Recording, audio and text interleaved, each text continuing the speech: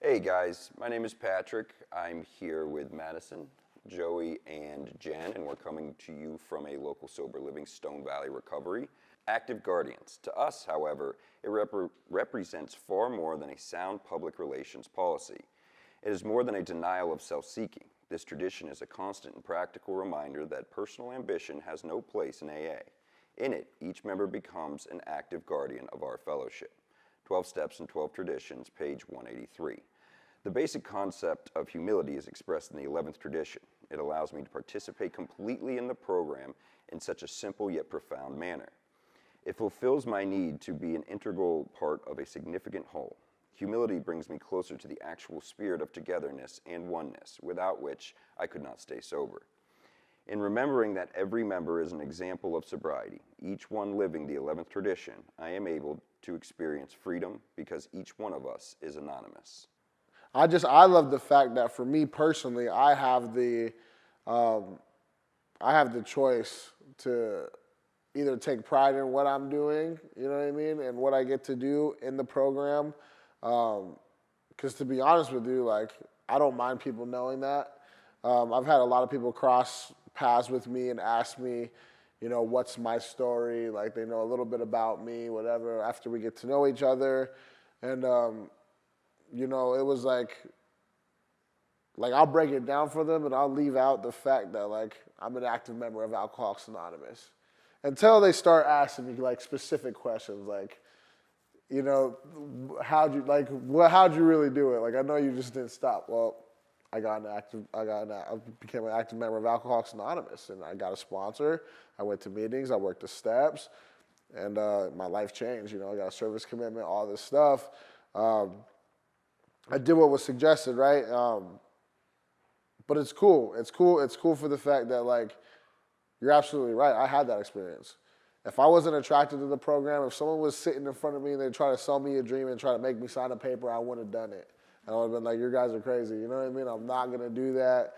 You know, whatever you got to pitch, I'm not buying. But when people are there like, hey, you can either do this or you can die, I was like, yeah, well, okay, let me hear some more. They started telling me their experience, strength, and hope.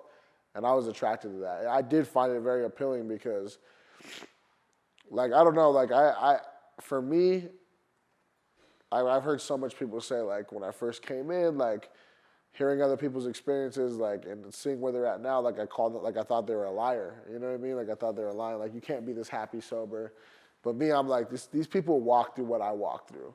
Like, they're talking about exactly how I felt. Like, they're talking about the hopelessness, and they're talking about, like, the desperation of a drowning man that I've experienced and what I'm, like, where I was currently at in my life.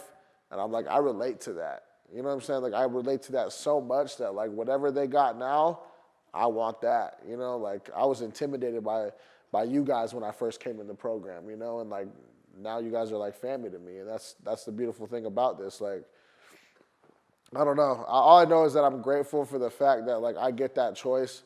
I'm grateful for the fact that, you know, I've got to learn and gain knowledge of what it's like not to, like, spoil anybody else's anonymity and stuff like that, because, you know, I know a lot of people that don't want to be known to be an Alcoholics Anonymous, and that's fine.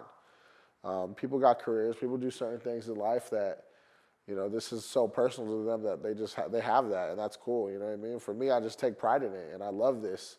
I'm passionate about it, you know, so I'm grateful for that. The biggest attraction to me was the depth in which the other, in particular my sponsor, was. I have a rough story, but his was exponentially worse. And I figured, all right, and again, I've said this before, it's not the most inspirational thing in the world, but for the same reasons, like, I didn't believe them, I thought they were liars, and I was going to set out and prove them wrong.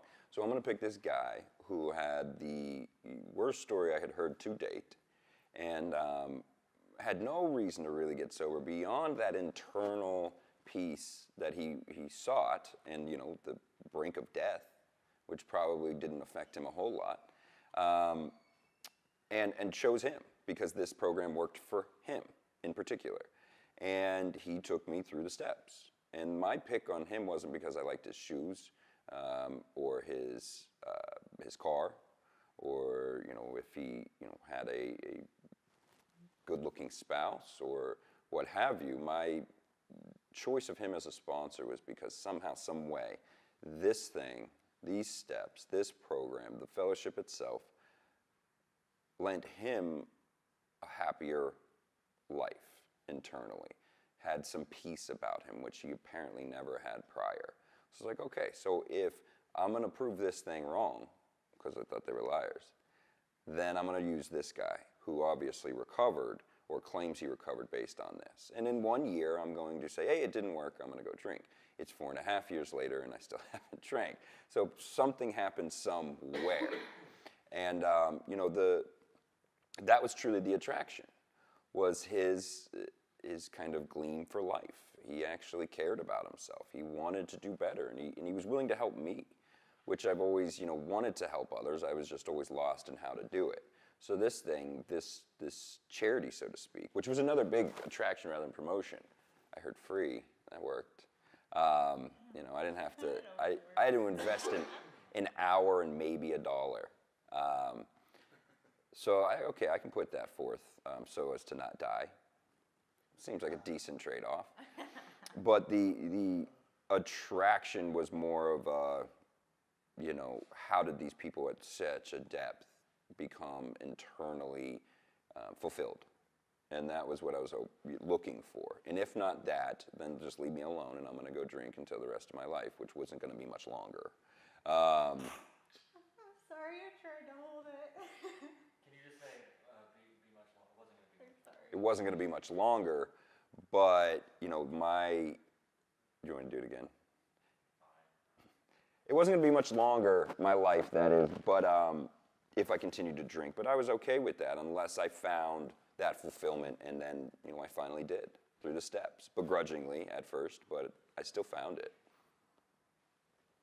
So it talks about like the whole attraction versus promotion, which like everybody's touched on. And, it's definitely true. I remember like my first AA meeting when I was in treatment, and there were these people who came in and they were saying, that AA had changed their lives. And in so many words, that is promotion in a sense, not at the level of press, radio, and film, certainly, but it is promotion. And just hearing these perfect strangers tell me that AA had changed their lives didn't do anything for me. I wasn't interested in it. I was skeptical. Honestly, I didn't really think that that was the whole story, or maybe it was just an outright lie, but they kept coming back every week, when I started to get to know these people, and I saw that they were genuinely happy, and they were able to like show up, and they were able to they gave out their phone numbers to sponsor, and when people would call them, they answered the phone, which are like simple things, but they were things that I definitely couldn't manage to do at that point in my life. So I think although they were saying, it's AA, which is a sense of promotion, really like it came down to the attraction aspect of me being able to see over time that they were doing the things that they said that they were doing. And so it talks about like the principle of step 11, which is humility. And I don't know, kind of the way that I've always thought about humility is that like if you're a good person, you don't need to tell people that you're a good person.